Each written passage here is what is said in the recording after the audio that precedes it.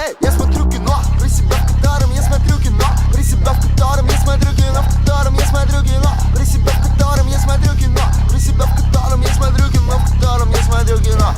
Гоняга, когда я написал в Инстаграм о том, что я собираюсь провести с вами беседу, я написал такой пост, где указал, что у меня будет разговор с Гани Абдуалиевичем, актером фильмов «Той любой ценой» и короткометражного фильма «Гог». И тогда мне один подписчик написал, что какой «Гог», какой «Той любой ценой» — это в первую очередь Джоха из «Перекрестка».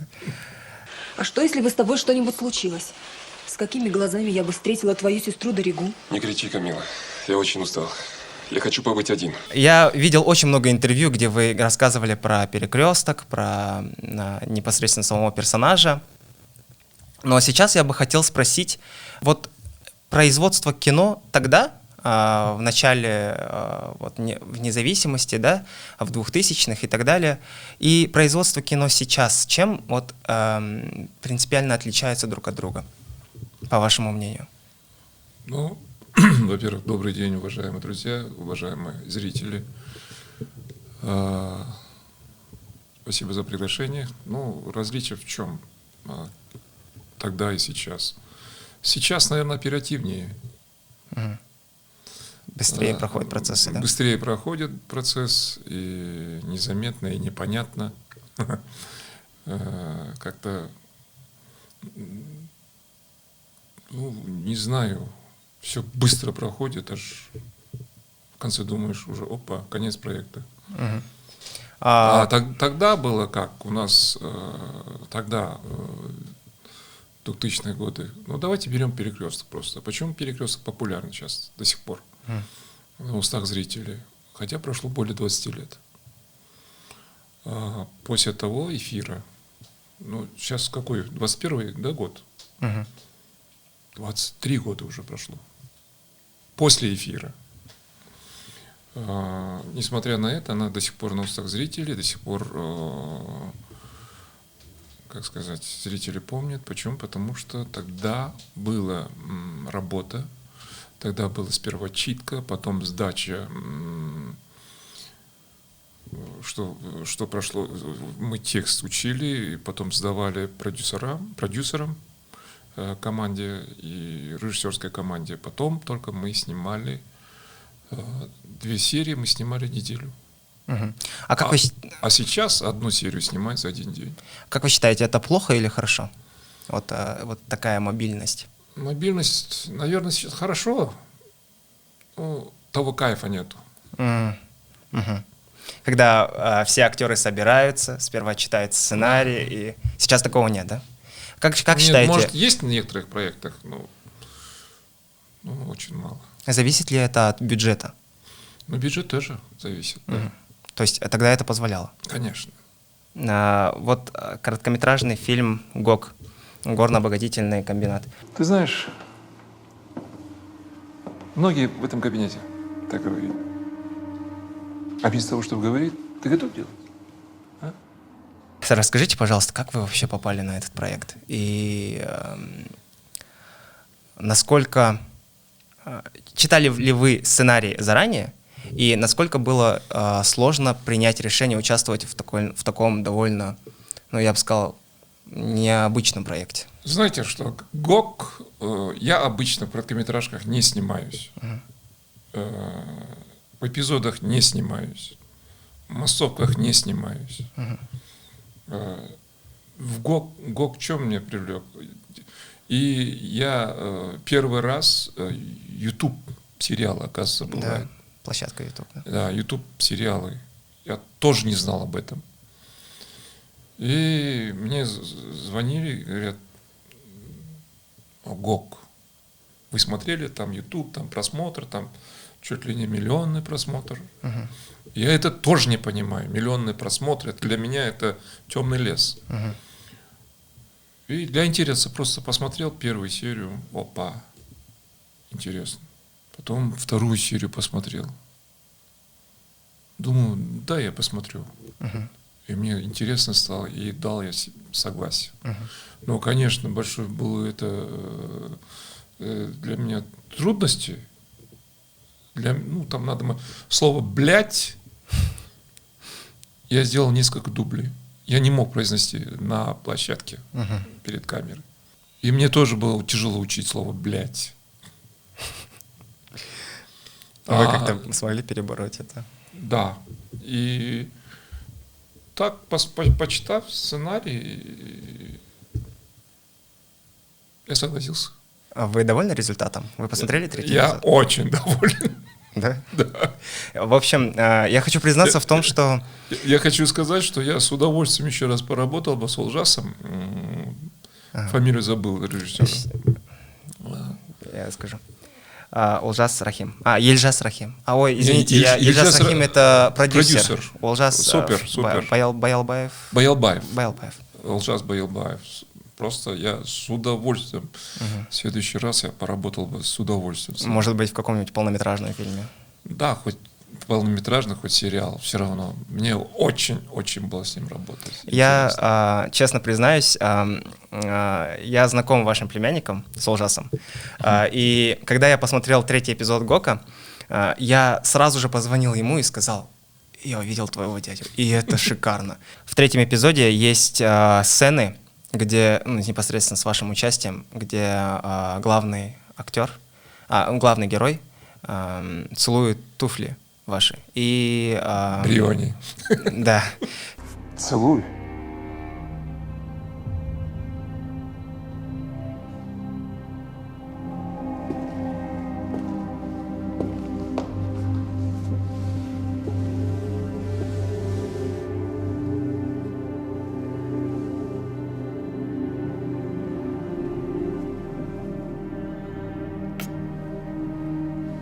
И есть еще второй эпизод, где вы уходите танцевать с женой главного героя. Скажите, пожалуйста, как вы считаете, насколько эти эпизоды реальны в повседневной жизни? Я точно не могу сказать, что это нереально. Точно. Почему? Потому что я не сталкивался с такими людьми. И не дай бог, конечно. Но сценарист так видит всю эту картину. Если дошло до зрителя, значит, это моя победа, что я донес до зрителей. Скажите, пожалуйста, насколько сложно было сыграть вот в этих эпизодах? Я актер. Это все сказано. Вы были тем человеком на тот момент. Да. У меня небольшая претензия к этому сериалу, к этим короткометражкам. Я бы даже не назвал это претензией, это больше некое мое замечание, что вот в этих сериалах и в короткометражках, где присутствует как будто бы вот образ вот этой коррупции тотальной и так далее, и образ вот этих чиновников, плохие всегда люди там, местных органов власти. Это районные акимы, там рядовые полицейские и так далее. А в 4 эпизоде Гока есть момент, где Жамбай Жамбаев говорит, что министр у нас чистый, что к нему никаких вопросов не может произойти. Есть сериал «Саке», где городские, областные акимы, люди больших, высоких принципов и так далее, а районный аким, он может позволить себе брать взятки, коррупцию и так далее. Плохие поставщики, которые не выполняют свои обязательства. Скажите, пожалуйста, почему так получается, что более высокие уровнем чиновники хорошие, а местные органы власти, они вот такие вот люди? Знаете, вы мне такие вопросы задаете, которые я вообще не знаю, как ответить, так как я в этих кругах не был, и мне неинтересны эти круги. Почему? Потому что там свои правила, свои эти системы. Мой круг — это актерский, творческий состав. А насчет акимов, не знаю, какие там акимы, это победа Жанбай Жанбаева, что он донес это до зрителей, донес со своей игрой, своим мастерством. Да, Жанбай Жанбаев — это супер мощь. Он действительно народный артист. он донес до зрителей, что вот таким образом мы с вами сейчас обсуждаем эту тему, значит, это мастерство режиссера и мастерство актера. Что мы в таком формате обсуждаем эту тему. Большое количество мата в этих короткометражках портит произведение, как вы считаете? Или все-таки это очень хорошее дополнение? Нет, устаешь иногда. Да? Да. Когда вот это все вместе смотришь, как говорят же, уши вянут. Мгм. Может, я говорю, в этом, где мой образ, слово «блядь», у меня было несколько дублей. Это много дублей для актера — это большой минус. И думаю, что мое поколение к этому не готов еще. Понял. Спасибо. И, может быть, другое воспитание это было. Советское воспитание. Я смотрю кино, про себя, в котором я смотрю кино, про себя, в котором я смотрю кино, в котором я смотрю кино. Я хочу вам прочитать цитату из инстаграма Жандоса Айбасова. Жандос Айбасов — это каскадер. Я знаю, Жандос. Он написал вот так. «Сегодня день кино. Хотите прикол? У нас есть такие продюсеры, которые играют лучше, чем актеры. Они плачут, что денег нет, а после проекта летают на море. Группа остается без денег, а продюсер греет жопу на море. Или покупает машину в салоне. Гениальная актерская игра.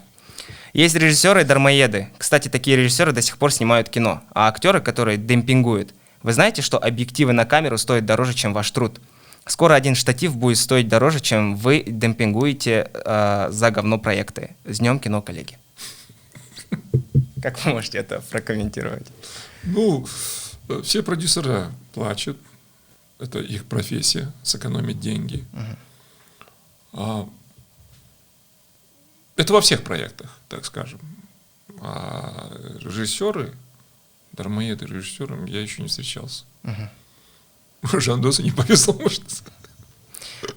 Что скажете по поводу актеров? Вот расскажите главные проблемы актеров в казахстанском кино, как вы считаете? Главная проблема актеров, просто, знаете, я очень ревнивый человек в своей профессии. Я ревную свою профессию актерскую. Когда берут такие на большие проекты, на большие основные роли, я понимаю талант, там, то есть 5-е, 10-е, бездарных и с улицы, которые подешевле, вот это, да, задевают. Только что, как Жандос написал, это где он написал? В Инстаграме у себя. В Инстаграме у себя? Я не читал. А вы согласны с ним? Согласен с чем-то, да. Хотел бы вас спросить, насколько правильно? Я слышал, что продюсеры иногда просто, иногда по-братски, иногда по хорошему знакомству и так далее просят актеров сняться в их фильме либо за маленький гонорар, либо вообще бесплатно. Как вы к этому относитесь? Нет, я бесплатно никогда не снимаюсь. Почему? Потому что это труд. Конечно. Был у меня в практике один проект, не то что я один, там многие звезды кино снимались за копейки. Почему? Потому что был проект очень интересный, материал был очень интересный. Бывает такое, да, мы по-братски соглашаемся, но не бесплатно. Каждый труд оплачиваем.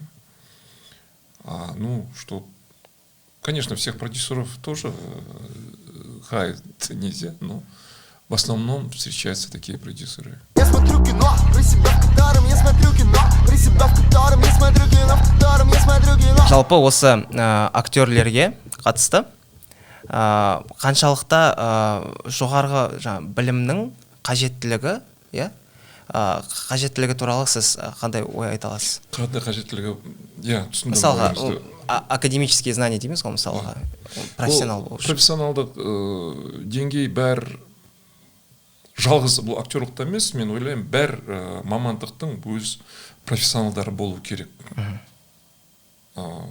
әр дүниені бастағанда да тіптен үйді салсаңда да ол профессионалды құрылысшылар құрмаса, мен барып кірпіш құрсам ана жерде бытшын шығарамын ғой.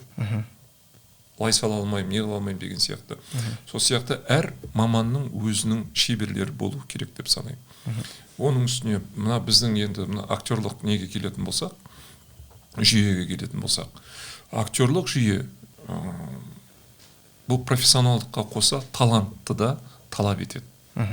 Талантты да талап етеді. Жаңа қайталап айтамын, мен өз маманымды қызғанам.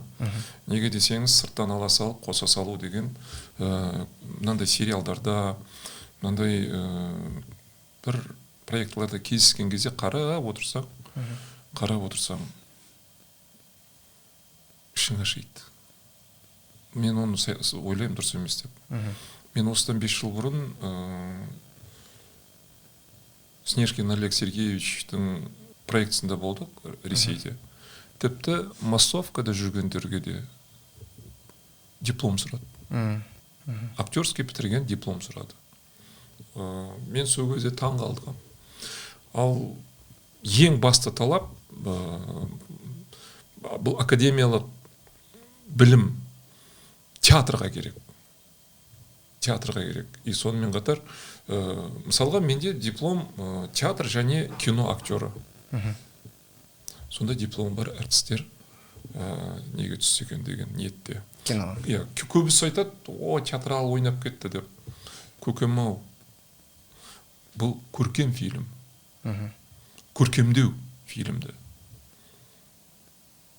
Сол сияқты ойлаймын, театралдап кетті, ойнап кетті, не қып кетті. Әрине, ол бәрібірде жүрегелі көш түзеледі дейді, оның бәрі орнына келеді деп ойлаймын. А вот коммерция жағын қарайтын болсақ, мысалға сіз айтқан, бізде Қазақстанда бір осындай тенденция бар, белгілі бір аудиториясы бар. Қазір жаңа коммерция.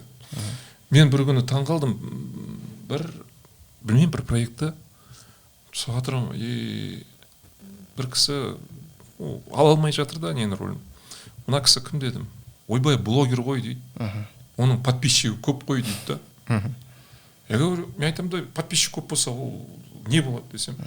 Ол блогерді подписчикке салады, сосын біздің зритель көбейеді дейді. Ё-моё. Маркетинг. Көкем-ау, маркетингпен, әрісінің өзінің шеберлігі болу керек. Сонда сіз блогерлердің, вайнерлердің жалпы көркем кинода қатысуына... Мен ешқандай нем жоқ. Қарсылығым жоқ. Талантсың ба, жар атасын әлет.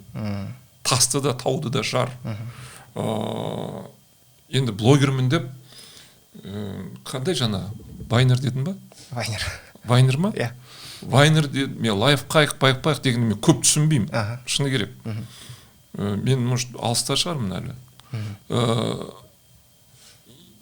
Вайнермін, блогермін деп мұрныңды тыға беру, көрінген жерге кешіріп қойыңыз. Әркім өзінің орнын білу керек. Аяз би әліңді біл, құмырсқа жолыңды біл деген мақал бар қазақта. Сол сияқты әркім өзінің жолын біліп, әркім өзінің әлін біліп жүрсе, құба-құп болар еді. Ол, мен бітті, подписчигім там миллион, там анау мынау деп беталды жыртыңдап жүре берудің қажеті жоқ деп ойлаймын. Қатты айтып қойсам кешір. Жоқ, мен... Сен де блогерсің ба? Жоқ, мен блогер болсам да, менде киноға белгілі бір... Жанашырмын де. Иә, киноға белгілі бір жаңағы білімсіз адамға деген сенімді жеткізуге арналған құралдарсыз мен олай киноға ешқашан түспер едім. Жалпы менің ойымша, кез келген киноның ең басты мақсаты ол искусство дейміз ғой. Соның бір мүшесі болып қалу. Өнердің жанашыры болып қалу дейсің ғой. Сондықтан да киноға мен өте, сіз айттыңыз ғой, жаңағы қызғанушылықпен қараймын деп, мен де негізінде сондай жаңағы көзқарастармен ұстанам. Осы орайда сізден сұрағым келеді. Осы қазіргі сіздің ойыңызша Қазақстандағы қазір топ 3 ең сіздің ойыңызша беделді талантты кино актерларын айта аласыз ба? Талантты кино актерлары? Сізге өте ұнайтын, ойыны ұнайтын, киноларын сүйсініп қарайтын. Білесіз ба, мен көптен бері бір қарадым да, арғы жылы ма, есімде жоқ, Евразия кинофестивалінде, пандемияға дейін, по-моему. Тренинг личного роста деген. Ол жерде ойнады Дулыға Ақмолдамен. Дулыға Ақмолда. Ержан Тусупов. Екеуінің ансамблі мен көптен көрмеген, көптен байқамаған сондай ансамбль көрдім. Мен сондай бір тәнті болдым сол кезде. Сол мысалға мен Дулыға Ақмолданы санаймын. Тұңғышбай Жаманқұлов. Ол мынау үштік деп мен айта алмаймын. Үштіктен көп менің актерларым санай берсеңіз. Қазіргі таңда Берік Айтжанов келе жатыр, мінекей. Еркебұлан Дайыров туралы ойыңыз. Иә, Еркош, ол да жақсы актер. Данияр Алшынов. Жеке таныс емес Алшынов пен Даниярды. Ол творчествосын аса көп біле бермейді екен. Шыны керек, өтірік айтпайын. Ерік Жолжақсанов, Досқан аға Жолжақсановтар мысалға айта берсеңіз көп. Сіз үшін үш адамды белгілеп кету қиынға түседі. Үш адам белгілеу маған қиын, неге десеңіз, қазіргі талантты жастар өте көп. Талантты жастар да өзінің салған ізі бар кинода, ұлы тұлғалар да бөліп жару айту қиын, неге десеңіз, олардың бәрі менің достарым, олардың бәрімен араласам, құрыласам, сондықтан да анау жақсы, мынау жаман деп мен айта алмаймын. Сізге тағы да жағдайыңызды кішкене қиынырақ қылсам, ал топ 3 театр актерларын айтатын болсақ. Топ 3 театр актерлары? Иә, сіздің ойыңызша. Әуезов театрында Төлеубек Аралбаев.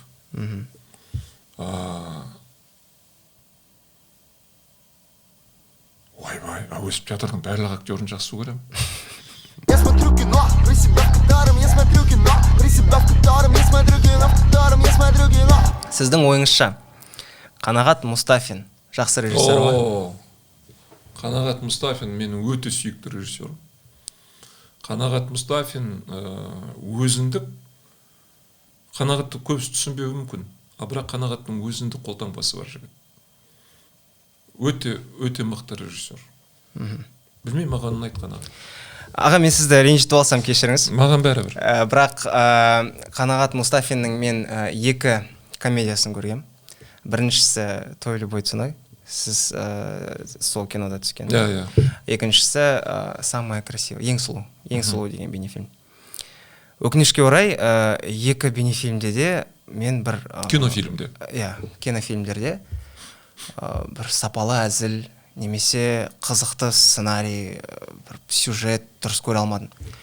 Ол сюжетті көру үшін сен әрі қарай өзің не қылуың керек еді? Қазбалауың керек еді. Өзіңнің фантазияңмен. Сол кезде әдемі болатын еді. Мысалға, мен сізге бір «Той любой ценойдағы» бір сценаны айтсам бола ма? Айтыңыз. Бір ата мен әже неге кіреді? Вагонға кіреді. Нұрлы жол ЖД вокзалындағы вагонға кіреді да, Аташканың байқамай несі жүрегі ұстап қалады. Проводница келеді да, жаңағы атаны былай құшақтап алып, қақалып қалғандай қылып не жасайды? Массаж. Массаж емес, енді былай итереді да өзіне. И ана кісі өзінің орнына келеді. Жаңағы әже сұрайды: ой, қызым, рахмет сізге дейді да. Жаңа проводница айтады: ол біздің жұмысымыз ғой дейді. До этого жүрегі ұстап қалды ол кісінің. Жаңағы проводницаның істеген несі, телодвижение дейміз ғой, как будто он проперхнулся. Шашалып қалды. Иә, шашалып қалғандай. Бұл сценаны қалай түсіндіруге болады? Енді ол әркім өзінің фантазиясы әртүрлі. Мысалға сіз ана американ фильмдерін көрдіңіз да? Иә. Сол құшақтап десе аузынан бірдеңе шығады. Соны көріп үйреніп қалдыңыз. Солай ғой. Сіздің фантазияңыз, қазір тұра тұрыңыз, сіздің фантазияңыз сояққа кетіп қалды. Американы көріп. Ана кинода көреді, ана деп шашалады, артынан біреу барады да, былайынан не қылса. Сіз қазақ киноларында қай жерінен көрдіңіз? Бұрында, что біреу шашалды деп тартқан кезде жөнделе қалды. Мен мысалға өз басым, тек ол сол бұрын анау шетел фильмдерінен көріп қалғанмын. Мына памятта қалған. Ал енді мүмкін мүмкін ол өзіндік бір несі шығар, емдеу тәсілі шығар проводниктің. Онда тағы бір сцена. Главный актер, ең басты рөл сомдайтын актер, кімге жаңағы таксист атаға келеді да, таксист атаға емес, басқа бір таксистке келеді да, айтады, мен сумкамды қалдырып кеттім дейді. Анау қай машинада қалдырып кеттің дейді. И жаңағы Жигулиде Ферраридің значогын көрген жігіт Феррариде қалдырып кеттім дейді да, мысалға. Хотя жаңағы жолды старый сол автоваздың Жигулиінде өткізді. Бұл сценаны қалай түсіндіруге болады? Жоқ, енді ол Феррари, қалай айтсам, паникада жүрген адам ғой. Паник. Мен неге десең, ол біріншіден қорғағым келеді. Қанат Мұстафин ағам. Өзімнің әріптестерімді несін. Мен өзімнің ойым. Феррари көріп қалды, жазуы бар. Феррари деп, может, аузынан шығып кеткен шығар. Қазіргі таңда Жигулиді көбісі көре бермейді ғой. Сіздің ойыңызша «Той любой ценой» жақсы кино? Жақсы. Жақсы кино. Жақсы кино. Ең сұлу? Өзіндік көрерменнің бағасын алған фильм. Ең сұлу? Ең сұлу қайсысы? Самый красивый. 16 қыздың ол ары қарай жалғасының несі. Ол да өзінің көрерменін тапқан фильм. Сіз Тимур Бекмамбетовтың «Дневной дозор» фильмінде жаңағы Тамерланның ең басты бір 10 минуттық несі бар ғой, сценасы бар ғой, сол жерде ойнаған екенсіз. Жоқ, мен Тамерланды ойнаған жоқ, мен Электрикті ойнадым бұл жерде. «Дневной дозорда» ма? «Дневной дозорда» Электрик. Почему-то Тамерланға... Один из воинов Тамерлан. Жоқ. Тамерланға мүлдем қатысым жоқ. Бұл эпизодтық роль неге келістім? Өткен Тимур, мен эпизодқа келіспейтін адам. Тимур Бекмамбетов түсіретін болған соң, мен сонымен жұмыс жасауды қызық көрдім. Сол жалпы Тимур Бекмамбетовке айтылатын үлкен бір сын ойдың бірі, және сол нәрсені мен жаңағы Қанат Мұстафиннің «Той любой ценой» фильмінде көрдім. Ол өте көзге айқын түсіп тұратын реклама. Қанат Мұстафинның бейнефильмінде көп сценаларда Макдональдстың рекламасы тұрады, Аружан торговый центрінің рекламасы, Нұрлы жол ЖД вокзалы мысалға. Мен жалпы коммерцияға және кинодағы рекламаға қарсы емеспін.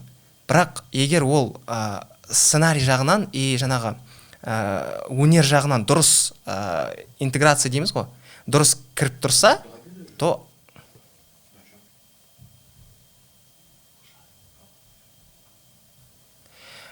киноға дұрыс сіңіп тұрса, оған жақсы қарым-қатынаста болуға болады. Бірақ егер көрерменнің көзіне былай айқын көрсетіп тұрса, ол сіздің ойыңызша не емес па? Жоқ, қараңыз, бұл жерде тағы да коммерциялық тұрғыда қарауға болады деп ойлаймын. Неге десеңіз, үлкен экраннан бұл да реклама, өзіндік бір продюсердің келісім шарттары бар шығар. Өздеріндік бір қолдау жасайтын. Сіздің ойыңызша ол киноны не істемей ма? Сапасын түсірмей ма? Жоқ, түсірмейді. Ол табыс табудың да бір көзі шығар деп ойлаймын. Продюсерлардың. Ата былайынша мен ол жағынан ештеңе айта алмаймын. Енді сіздің талғамыңызбен келсем, неге десеңіз, сізді ойыңызды бөліп отыр да, анау жаңағы не дедіңіз? Макдональдс, сосын Нұрлы жол вокзалы. Нұрлы жол, сіздің ойыңызды сіз қатты үлкен профессионал тұрғыда қарап отырсыз. Білен, анаған реклама жасап отыр, мынаған реклама, анаған реклама деп. Ғаняға осы жерде сұрақ келгім келеді. Маған жазылатын көп сыни пікірлердің бірі, сен жалпы қазақ киносына көп не бересің дейді. Претензия. Иә. Сіздің ойыңызша осы жалпы көрерменнің киноға деген жаңағы несін, сұранысын, сапаға деген сұранысының көбеюі, ол наоборот бір жақсы нәрсе емес па? Сұраныс әрине жақсы нәрсе. Талғамы өсу. Көрерменнің, қалай айтсам екен, өзінің ойын айта алу, бұл үлкен жетістік. Жаңа сіз Гог жайында айтып отырсыз. Той любой ценой, самая красивая, тағы да фильмдерге өзіңіздің керемет ойларыңыз айтып отырсыз. Мен оған қосыламын. Қосыла отыра, тағы да мен енді өзімнің жүріп кеткен жолдарымды қорғағым келеді. Жаңа айтып отырсыз, үлкен ойыңызды жеткізіп отырсыз. Мен соған қуанамын. Неге десеңіз, қазіргі таңда біздің көрермендеріміздің ой өрісі алда келе жатқанында. Жалпы менің просто ойымда, мен қуанар едім, егер бізде мысалға Нұрлан Қоянбаевтың, Нұртас Адамбайдың мысалға жаңа коммерческий комедиялары бар ғой. Соларды қараған кезде адам қарай алып, бірақ та алайда басқа да мысалға әлемде классикаға айналып кеткен жаңағы нелерді, көркем шығармаларды қараса да деген ойдам. Мысалға неге біздің адамдар, біздің көрермен Тарковскийді қарамасқа мысалға. Неге біздің көрерменге жаңағы Францияның, Европаның жалпы әйгілі беделді киноларын қарамасқа. Осы киноларда жалпы әзілден бұрын жалпы жақсы сценарий, өте қызықты сюжет бар да. Менің ойымша, біздің қазақ режиссерларының мақсаты комедия түсіргенде адамды күлдіру емес, жалғыз ғана күлдіру емес, тағы да бір ой беру керек сияқты. Сіз осыған ойыңыз қандай?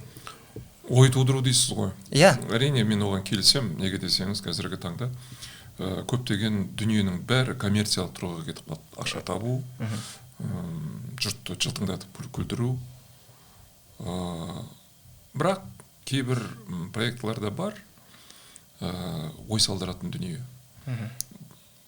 Но бірақ көбіне көрермендер телевизор қарамайды ғой. Мысалға маған айтасыз, көрінбей кеттіңіз ғой дейді. Маған да сөйтіп солай сөйтіп жазды сіз туралы. Көрінбей кеттіңіз ғой дейді. Мен көрінбей кеткен түгім жоқ. Мен жылда 2-3 проектіге түсем. Оны әркез көрсетеді телевизордан. Оны көрген жұрттар звондап айтып жатыр. Мен өзім үйде Қыжыбек фильмін қайта көруден жалықпаймын.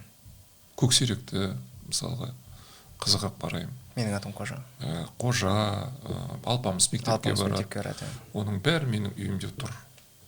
Транссибирский экспресс. Транссибирский экспресс, оның бәрін бүкіл коллекцияны маған Меруерт Өтекешева апаммен Құман Тастанбеков ағам сыйлаған. Сіздің ұстазыңыз ба?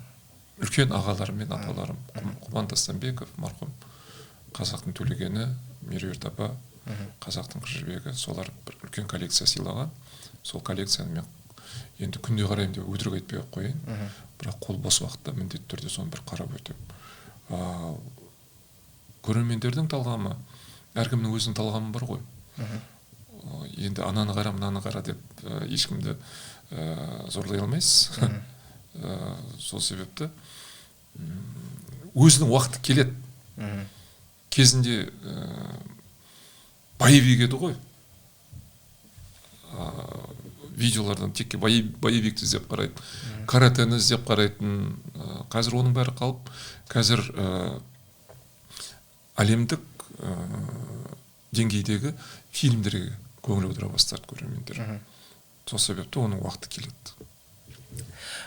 Сіз «Той любой ценой» мини-фильмінде және жалпы Гогты да алатын болсақ, мысалға рөлдеріңіз андай өте қатыгез, кішкене эмоцияға берілмейтін адамның рөлін ойнағандай боласыз да мысалға. Ал жалпы қаншалықты сол жаңағы нелер, кейіпкерлер сіздің кәдімгі өзіңіздің немізбен жаңағы өмірдегі дейсіз. Иә, өмірдегі жағдайыңызбен бір сәйкес келе ма, келмей ма? Жоқ, сәйкес келгенде өзіңізді қатал адам деп айта аласыз ба? Қай кезде қалай, қандай ситуацияға байланысты? Үйде мысалға, балаларыңыз. Жоқ, мен үйде өте жұмсақ адаммын. Ал жұмыста? Жұмыста жұмысыма қаталмын. Өзіме деген требование өте жоғары. Ал сізбен жұмыс істейтін нелермен, актерлармен, жасы актерлармен? Кәдімгідей? қаталсыз ба? жоқ, мен өзімнің тірлігіме өзіме өзім қаталмын. Түсінікті. Рахмет. Я смотрю кино, про себя в котором я смотрю кино, про себя в котором я смотрю кино, в котором я смотрю кино. Сіз көптеген қазақ режиссерларында киноларында түстіңіз. Оған Ахан Сатаевты айтуға болады, Тимур Бекмамбетов, Қанағат Мұстафин, Сатыбалды Нарымбетов.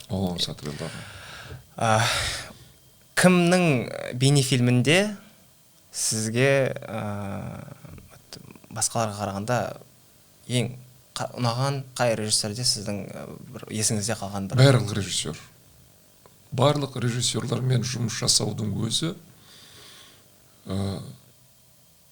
маған айтады кейбір кезде, театрдағы ең сүйікті рөліңіз дейді. Барлық рөл маған сүйікті.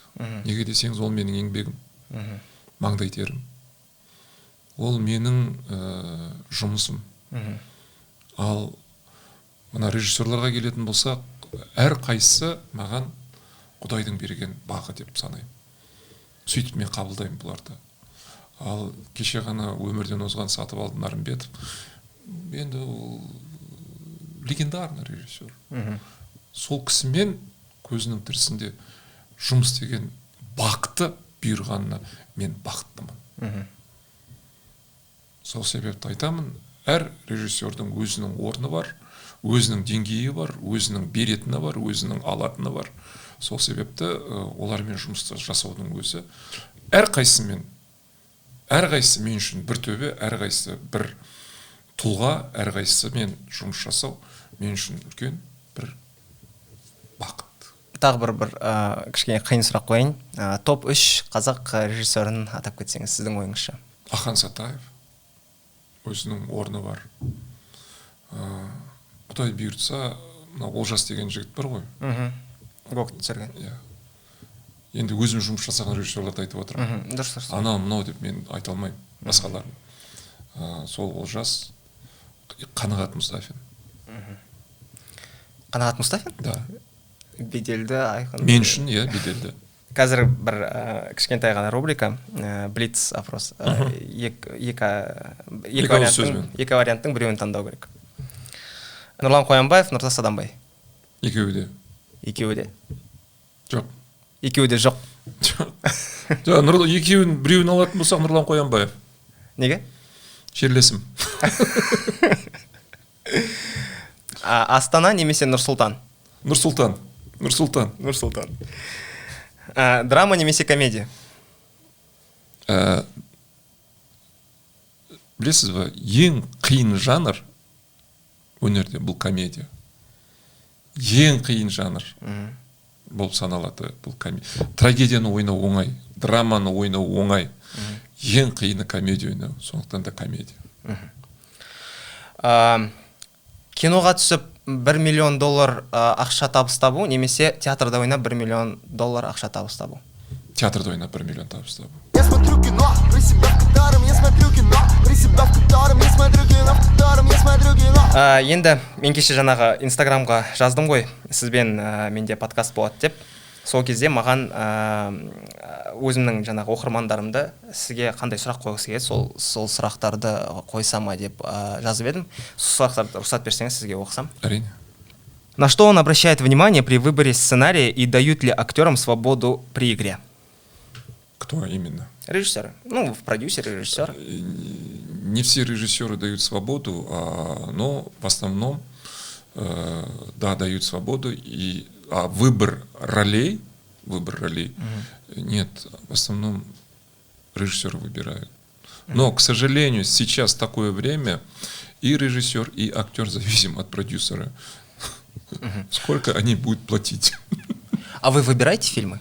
Вы считаете? Когда как? Вы читаете сценарий? Конечно, обязательно сценарий читаешь, потом только даешь согласие. А на какой фильм вы бы абсолютно не дали бы согласие на участие? Бездарные фильмы. Но пока у меня не встречались такие еще. Какую нестандартную роль вам бы хотелось сыграть? Придурка. Придурка? Да. Вы считаете, или алкаша. Что это...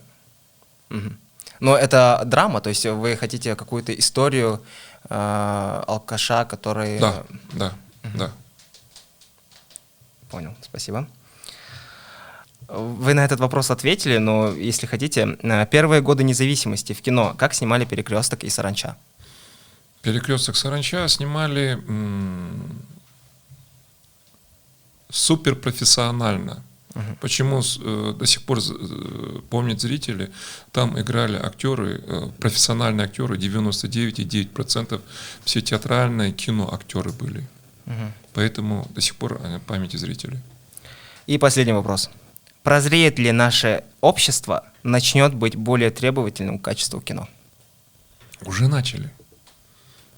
Почему? Потому что ваши сегодняшние вопросы — это тому доказательство. Уже наши зрители в лице, наша молодежь в лице вас, господин Алибек, господин Алибек, это уже требование зрителей. Дает, как сказать, свое показание, что наши зрители уже требуют суперкласс фильмы и суперкласс постановки.